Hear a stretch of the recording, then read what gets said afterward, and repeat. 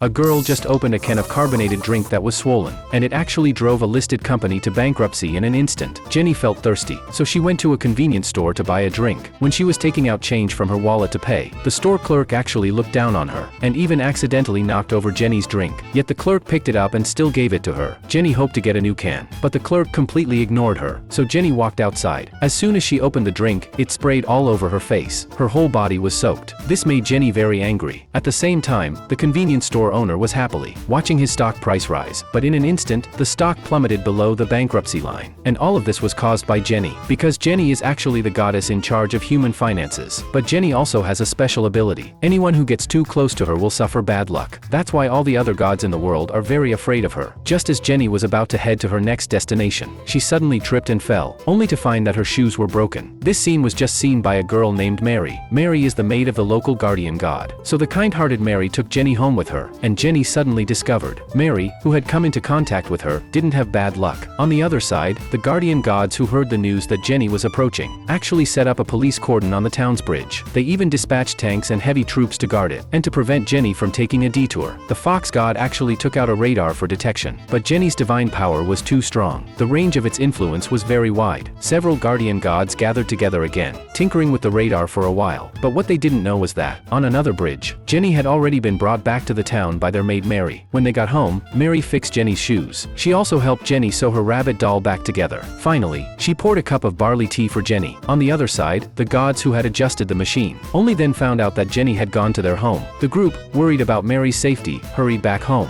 and the cat god even used divine power to teleport home directly. But when they got home, everyone was shocked to find Jenny was playing games in Mary's arms, just as the several of them were discussing and preparing to confront the so-called god of poverty in front of them. Mary said that everyone was a guardian god. They shouldn't exclude any god. At this moment, to not make things difficult for Mary, Jenny actually revealed her identity directly. It turned out that she was actually an inspector sent by the divine realm. The gods were so frightened that they immediately became obedient. After the matter was resolved, the cat god and Mary were discussing what to eat. They thought the god of poverty had already left, but unexpectedly, she was still there playing games. The cat god was very angry.